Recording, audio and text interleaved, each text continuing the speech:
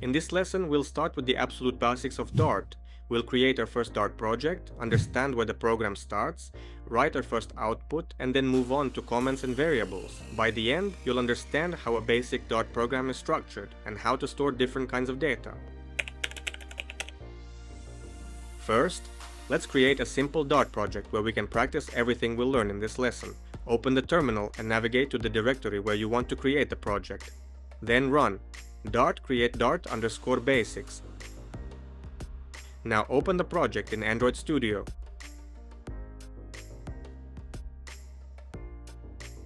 Inside the project, open the bin folder and then open dartbasics.dart file. This is our Dart file. This is where we are going to write our code. For now, let's remove the generated code and start with this state. The main function is the entry point of our application. When we run the application, Dart starts executing the code inside this function. To display something in the console, we can use the print function. Let's print our first message. And this is our first output. Now let's take a look at comments. Comments are lines of text that are ignored by the Dart compiler. They are used to explain code, leave notes for yourself, or help other developers. The most common type is a single line comment. It starts with 2 forward slashes. Everything after the slashes on that line is ignored by the compiler.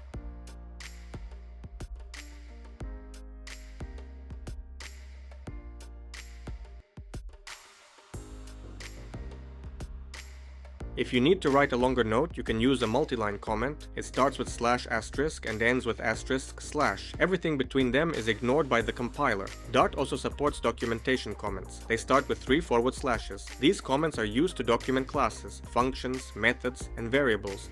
IDEs such as VS Code and Android Studio display them as documentation when you hover over your code. Now that we've covered the basics, let's continue with variables. So far, we've been printing values directly to the console, but in real applications we usually don't work with fixed values. Instead, we store data in variables and use them throughout our program. A variable allows us to store a value and use it whenever we need it. For example, let's store a person's name. Here, we create a variable called name and store the value Alex inside it. Then we print the variable instead of writing the value directly.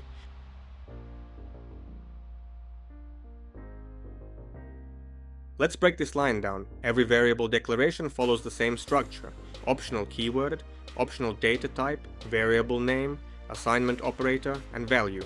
The keyword is optional and can be var, final, or const. The data type is also optional. Then comes the variable name. Next is the assignment operator. And finally, the value we want to store. Now that we understand the structure of a variable declaration, let's look at the different ways we can declare variables in Dart. There are 4 common approaches: explicit type, var, final, and const. In addition, Dart provides the late modifier, which allows a variable to be initialized later. We'll cover late in more detail in the sound null safety section. Let's start with the first approach, explicit type. The first option is to explicitly specify the data type. This is a runtime variable, meaning its value is determined while the application is running. In this example, the variable can only store string values. We can change the value of the variable, but we cannot assign a value of a different type. If we want a variable to store values of different types, we can use dynamic. A dynamic variable can store values of different types. Because of this, it should be used carefully.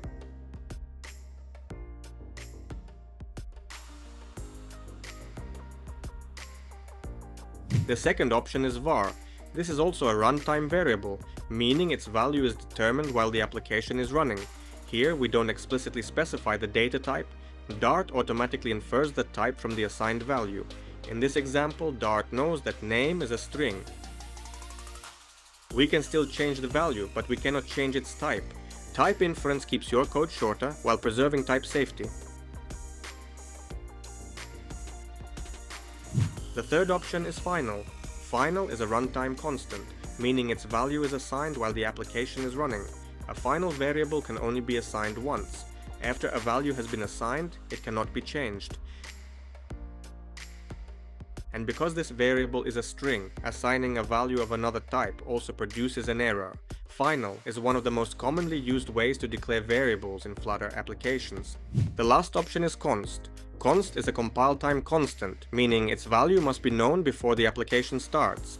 The value is evaluated during compilation, not while the application is running. In other words, its value has to be available before the application starts running. Every const variable is implicitly final. Just like final, its value cannot be changed. Let's quickly compare them. Explicit type. Runtime variable. The type is explicitly specified. The value can be changed. The type cannot be changed. Dynamic runtime variable. The value can be changed. The type can also be changed. Use it carefully because it disables compile time type checking. var runtime variable. The type is inferred automatically by Dart. The value can be changed. The type cannot be changed. Final runtime constant. The value can only be assigned once. The type cannot be changed. Const compile time constant, implicitly final. The value must be known at compile time. The value cannot be changed. The type cannot be changed.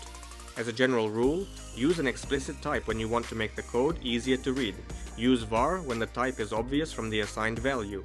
Use final for values that should never change after initialization, and use const for compile time constants. Now let's look at the different data types we can store inside variables.